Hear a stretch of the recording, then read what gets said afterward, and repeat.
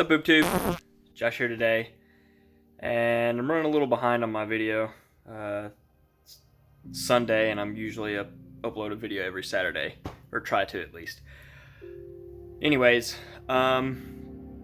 truck is pretty much to the point to where it's done. It's ready to get started, and so on and so forth. But let me turn you around and go over what we're gonna do today. At least attempt to do today. I'm not sure how far I'll actually get with it, but we can at least go over everything else that's completed and do a quick little walk around on the truck. So here we go.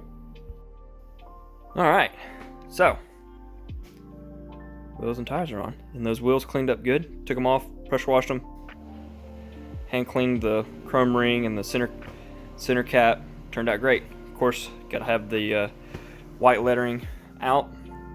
So, let's see here. I mean, other than the wiring, everything's done on this bad boy. I swapped to an LSA map sensor, so it's only a 2.5 bar instead of a 3 bar. But I don't ever plan on running more than I don't ever plan on running 20 pounds of boost in this truck, let alone whatever that is. 20, I think it's like 23 pounds or whatever is the limit on that sensor. Let's see here. Battery had to cut out the battery box because it was so rusted out on the back that you couldn't even put the battery in, and it wouldn't like hold it in. So replaced that. Got my cables ran. So you can run your cables a bunch of different ways. To be more stealth, I ran my positive down to the starter, and then from the starter I ran it up behind the motor up to the alternator. And yes, these battery cables are way overkill for what it's doing, but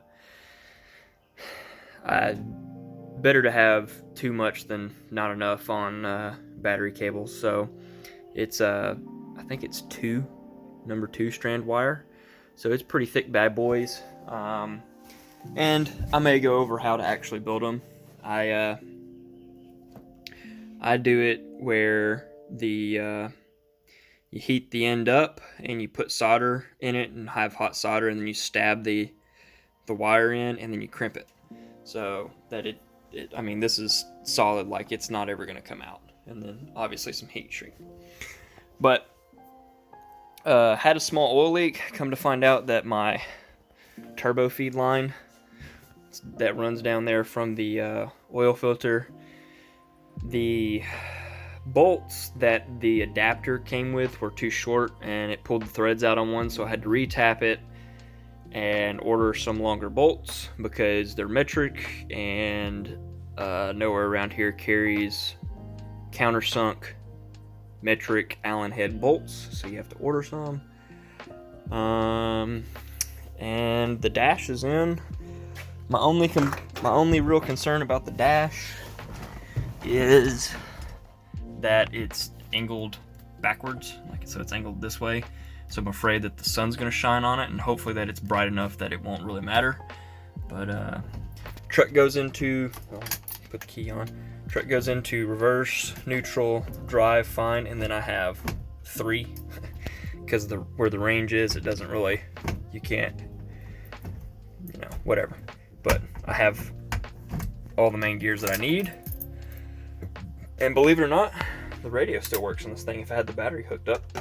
So anyways, today, just to give the truck something a little bit different to use, a different look. I'm going to use some black aluminum diamond plating to mount the ECU on. So you can see where I've traced it out. I'm actually not happy with that.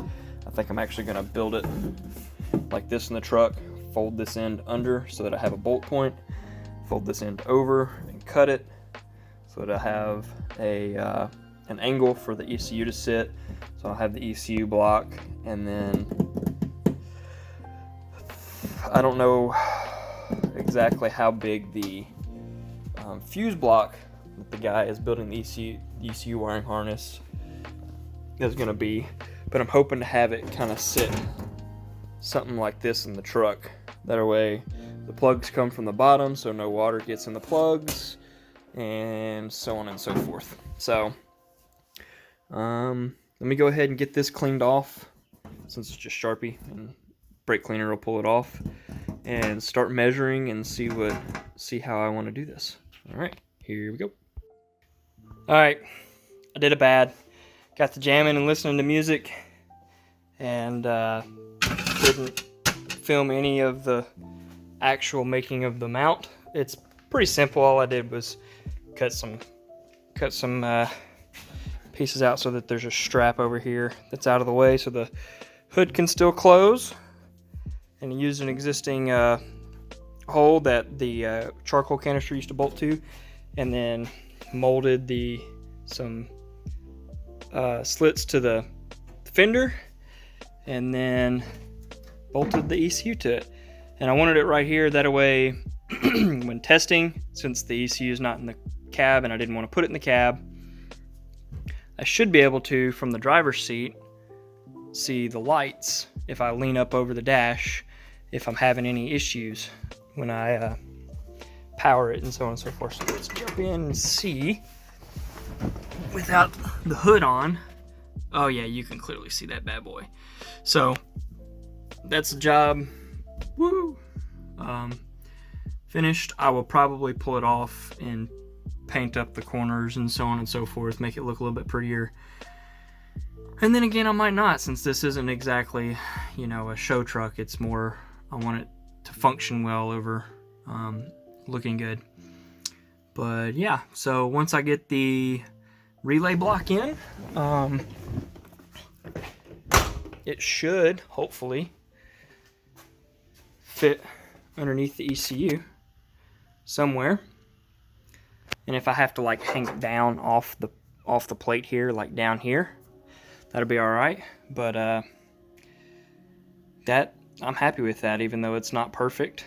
You know, add some character underneath the hood with the diamond plating and such. So but yeah, easy to remove and everything. 3 bolts comes out. If I need to work on anything, 4 bolts hold it in. My bolts aren't quite lined up with the ECU, but they're good enough to where it's not going to move anywhere and it's not going to rattle or anything like that. So real solid mount.